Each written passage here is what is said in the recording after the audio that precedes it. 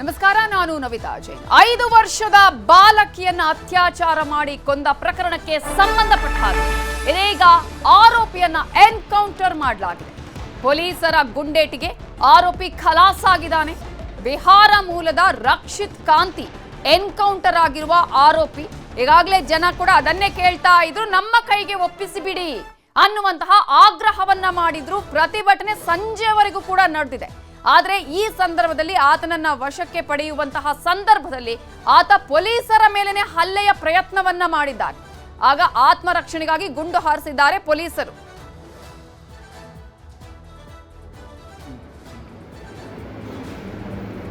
ಮಗುವನ್ನ ಸಾಯಿಸಿದಂತಹ ಆರೋಪಿ ಇದೀಗ ಸಾವನ್ನಪ್ಪಿದ್ದಾನೆ. ಪೊಲೀಸರು ತಮ್ಮ ಆತ್ಮರಕ್ಷಣೆಗಾಗಿ ಆತನಿಗೆ ಗುಂಡನ್ನ ಹಾರಿಸಿದ್ದಾರೆ. ಪೊಲೀಸರಿಗೂ ಗಾಯ ಆಗಿದೆ. ಈ ಸಂದರ್ಭದಲ್ಲಿ ಆರೋಪಿಯ ಎನ್ಕೌಂಟರ್ ಆಗಿದೆ. ಹಂತಕನ ಎದೆ ಸೀಳಿದ್ದಾರೆ. ಪೊಲೀಸರ ಈ ಗುಂಡು ಆತನ ಎದೆಯನ್ನೇ ಸೀಳಿದೆ. ಖಾಕಿ ಮೇಲೆ ಕೈ ಎತ್ತಿದವನ ಎದೆ ಹೊಕ್ಕಿದೆ ಬುಲೆಟ್. ಕಂದನನ್ನ ಕೊಂದು ಕಾಲ್ ಕೀಳ್ತಿದ್ದವನನ್ನ ಶೂಟ್ ಔಟ್ ಮಾಡಲಾಗಿದೆ. ಇಲ್ಲಿನ ಜನರ ಆಗ್ರಹ ಕೂಡ ಅದೇ ಆಗಿತ್ತು, ನಮ್ಮ ಕೈಗೆ ಒಪ್ಪಿಸಿ, ನಿಮ್ಗೆ ಆಗ್ಲಿಲ್ಲ ಅಂತ ಹೇಳಿದ್ರೆ ಅಂತ ಹೇಳಿ. ಆದ್ರೆ ಆತನನ್ನ ಬಂಧನಕ್ಕೆ ಒಳಪಡಿಸಿ ಕಾನೂನು ಕ್ರಮವನ್ನ ಜಾರಿ ಆಗ್ಬೇಕು ಆತನ ವಿರುದ್ಧ ಅಂತ ಹೇಳಿ ಪೊಲೀಸರು ಪ್ರಯತ್ನ ಪಡ್ತಾ ಇದ್ರು. ಆದ್ರೆ ಅವರ ಮೇಲೇನೆ ದಾಳಿಗೆ ಈತ ಪ್ರಯತ್ನ ಪಟ್ಟಾಗ ಪೊಲೀಸರು ತಮ್ಮ ಆತ್ಮರಕ್ಷಣೆಗಾಗಿ ಅಲ್ಲಿ ಗುಂಡು ಹಾರಿಸಿದ್ದಾರೆ. ಆತನ ಎದೆಗೆ ಸೇಳಿದೆ ಆ ಗುಂಡು. ಈಗ ಆತ ಸಾವನ್ನಪ್ಪಿದ್ದಾನೆ. 5 ವರ್ಷದ ಮಗುವನ್ನ ಕೊಂದವ ಎನ್ಕೌಂಟರ್ ಆಗಿದ್ದಾನೆ. ಮನೆಯ ಅಂಗಳದಲ್ಲಿ ಆಟ ಆಡ್ತಾ ಇದ್ದಂತಹ ಮಗುವನ್ನ ಕಿಡ್ನಾಪ್ ಮಾಡಿದ್ದ ಈ ಪಾಪಿ. ಆರೋಪಿ ಎನ್ಕೌಂಟರ್ ಮಾಡುವಂತೆ ಜನ ಕೂಡ ಪಟ್ಟು ಹಿಡಿದಿದ್ರು. ಜನ ಪೊಲೀಸರ ವಿರುದ್ಧ ಕೂಡ ಆಕ್ರೋಶವನ್ನ ವ್ಯಕ್ತಪಡಿಸಿದ್ರು. ಇದೇ ವಿಚಾರಕ್ಕೆ ಸಂಬಂಧಪಟ್ಟ ಹಾಗೆ ಇನ್ನಷ್ಟು ಡೀಟೇಲ್ಸ್ ಅನ್ನ ಕೊಡೋದಕ್ಕೆ ನಮ್ಮ ರಿಪೋರ್ಟರ್ ಶಿವರಾಮ ಸುಂಡಿ ಈಗ ಫೋನ್ ಸಂಪರ್ಕದಲ್ಲಿ ಜಾಯ್ನ್ ಆಗಿದ್ದಾರೆ. ಶಿವರಾಮ ಸುಂಡಿ, ಈಗಾಗಲೇ ಜನರ ಆಕ್ರೋಶ ಕೂಡ ಅದೇ ರೀತಿ ಆಗಿತ್ತು. ಜೊತೆಗೆ ಏನೇ ಆಗಲಿ ಕಾನೂನು ಕ್ರಮವನ್ನು ಜರುಗಿಸೋಣ ಅಂತ ಪೊಲೀಸರು ಹೋಗಿದ್ರು. ಆದ್ರೆ ಅವರ ಮೇಲೇನೆ ಇದ ಹಲ್ಲೆಯ ಪ್ರಯತ್ನ ಮಾಡಿದ್ದ. ಎನ್ಕೌಂಟರ್ ವಿಚಾರಕ್ಕೆ ಸಂಬಂಧಪಟ್ಟ ಹಾಗೆ ಏನೆಲ್ಲ ಅಪ್ಡೇಟ್ಸ್ ಈಗ ಸಿಗ್ತಾ ಇದೆ?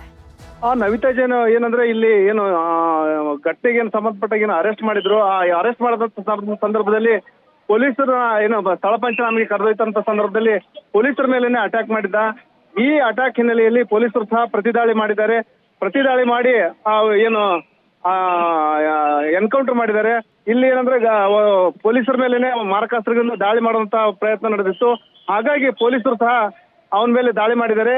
ಇಲ್ಲೇನು ಸಾಕಷ್ಟು ಆಕ್ರೋಶ ವ್ಯಕ್ತವಾಗಿತ್ತು. 5 ವರ್ಷದ ಬಾಲಕಿ ಕೊಲೆಗೆ ಸಂಬಂಧಪಟ್ಟಂಗೆ ಸಾಕಷ್ಟು ಆಕ್ರೋಶ ವ್ಯಕ್ತವಾಗಿತ್ತು.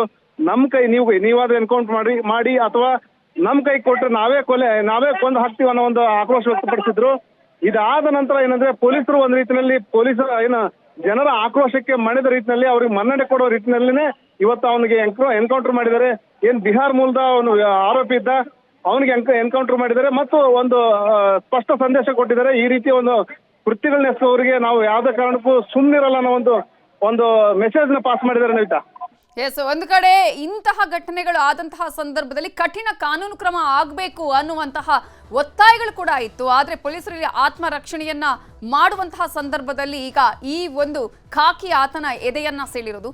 ಈಗ ಪೊಲೀಸರ ಪರಿಸ್ಥಿತಿ ಹೇಗಿದೆ? ಅವರಿಗೆ ಈಗ ಗಾಯಗಳಾಗಿರೋದು. ಶಶಿಕುಮಾರ್ ಅವರು ಕೂಡ ಭೇಟಿ ಕೊಟ್ಟು ಅವರ ಆರೋಗ್ಯ ವಿಚಾರಿಸಕ್ಕೆ ಹೋಗಿದ್ದಾರೆ. ಹೇಗಿದೆ ಅವರ ಪರಿಸ್ಥಿತಿ?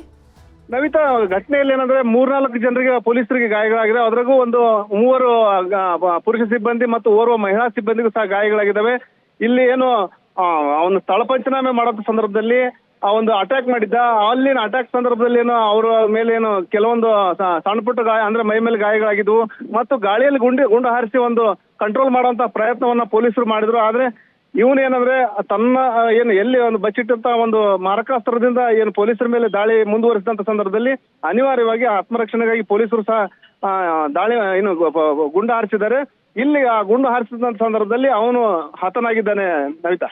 ಈಗ ಒಂದ್ ಕಡೆ ಇಂತಹ ಘಟನೆಗಳು ಆಗಾಗ ಮರುಕಳಿಸ್ತಾ ಇರುತ್ತೆ. ಒಂದು ರೀತಿಯಲ್ಲಿ ಕಾನೂನಿನಲ್ಲೂ ಕೂಡ ಕಠಿಣ ಕ್ರಮ ಆಗ್ಬೇಕು ಅನ್ನುವಂತಹ ಆಗ್ರಹ ಇತ್ತು. ಇದೀಗ ಆತನ ಎನ್ಕೌಂಟರ್ ಆಗಿದೆ. ಜನ ಏನ್ ಹೇಳ್ತಿದ್ದಾರೆ? ಆ ಭಾಗದ ಜನರ ಆಕ್ರೋಶ ಸದ್ಯಕ್ಕೆ ಕಡಿಮೆ ಆದ ಹಾಗೆ ಕಾಣಿಸ್ತಾ ಇದೆ.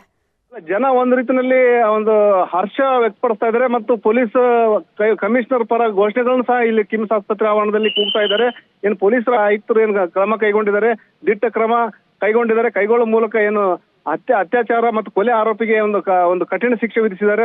ಅಂದ್ರೆ ಈಗೇನು ಬೇರೆ ಬೇರೆ ಕಡೆ ನಾವೇನು ಎನ್ಕೌಂಟರ್ ಮಾಡ್ಬೇಕಂತ ಡಿಮ್ಯಾಂಡ್ ಮಾಡ್ತಾ ಇದ್ವಿ, ಅದ್ರ ಪ್ರಕಾರನೇ ನಮ್ಮ ಮಾತಿಗೆ ಮನ್ನಣೆ ಕೊಟ್ಟು ಇವತ್ತು ಎನ್ಕೌಂಟರ್ ಮಾಡಿದಾರೆ ಅನ್ನೋ ಒಂದು ಹರ್ಷ ಜನತೆದಾಗಿದೆ. ಒಟ್ಟಾರೆ ಏನು ಈ ರೀತಿಯ ಅಪರಾಧಗಳು ಪದೇ ಪದೇ ನಡೀತಾ ಇದ್ವು, ಅದಕ್ಕೆ ಕಡಿವಾಣ ಹಾಕುವ ನಿಟ್ಟಿನಲ್ಲಿ ಇಂತಹ ಕಠಿಣ ಕ್ರಮ ಅಗತ್ಯ ಅನ್ನೋ ಒಂದು ಮಾತನ್ನು ಜನ ಹೇಳ್ತಾ ಇದ್ದಾರೆ. Navitha, okay, thank you Shivaram ಅಷ್ಟೊಂದು ಡೀಟೇಲ್ಸ್ಗೆ. ನಮ್ಮ ಜೊತೆ ಮಾತನಾಡೋದಕ್ಕೆ ಈಗ ಬಿಜೆಪಿ MLC ಆಗಿರುವಂತಹ ರವಿಕುಮಾರ್ ಅವರು ಫೋನ್ ಸಂಪರ್ಕದಲ್ಲಿದ್ದಾರೆ. ರವಿಕುಮಾರ್ ಅವರೇ, ಆಗ್ಲೇ ನಾವು ಮಾತಾಡ್ತಾ ಇದ್ವಿ ಕಠಿಣ ಕ್ರಮ ಆಗಬೇಕು ಇಲ್ಲಿ ಅಂತ ಹೇಳಿ. ಎನ್ಕೌಂಟರ್ ಆಗಿದೆ ಅಂದ್ರೆ ಪೊಲೀಸರು ತಮ್ಮ ಆತ್ಮರಕ್ಷಣೆಗಾಗಿ ಈಗಾಗಲೇ ಆತನಿಗೆ ಗುಂಡನ್ನ ಹಾಕಿದಂತಹ ಸಂದರ್ಭದಲ್ಲಿ ಆತ ಸಾವನ್ನಪ್ಪಿದ್ದಾನೆ. ಮೊದಲಿಗೆ ಏನ್ ಹೇಳೋದಕ್ಕೆ ಬಯಸ್ತೀರಿ? ನೋಡಿ, ಈ ತರದ ಕೃತ್ಯಗಳು ಏನ್ ಪದೇ ಪದೇ ದೇಶದಲ್ಲಿ ರಾಜ್ಯದಲ್ಲಿ ನಡೀತಾ ಇತ್ತು, ಅತ್ಯಾಚಾರ ಪ್ರಕರಣ, ಅದು ಮಗುವಿನ ಮೇಲೆ. ಸೊ ಆ ಹಿನ್ನೆಲೆಯಲ್ಲಿ ಸರ್ಕಾರ, ಪೊಲೀಸ್ ಇಲಾಖೆ ಗಂಭೀರವಾಗಿ ತೆಗೆದುಕೊಂಡು ಏನು ಎನ್ಕೌಂಟರ್ ಮಾಡಿದೆ, ಇದು ಅಗತ್ಯ ಇತ್ತು ಅಂತ ಹೇಳಿ ಭಾವಿಸ್ತೇನೆ. ಹಾಗಾಗಿ ಇದೊಂದು ಎಚ್ಚರಿಕೆಯ ಗಂಟೆ ಆಗಿದೆ. ಸರ್ಕಾರ ಈ ತರದ ಕ್ರಮಗಳನ್ನ ತೆಗೆದುಕೊಂಡ್ರೆ ಈ ತರದ ಘಟನೆಗಳು ಅವಾಗವಾಗ ಸಂಭವಿಸೋದಿಲ್ಲ. ಹುಬ್ಬಳ್ಳಿಯನ್ನೇ ತೆಗೆದುಕೊಳ್ಳಿ, ಉದಾಹರಣೆ ನೇಹಾ ಹಿರೇಮಠ್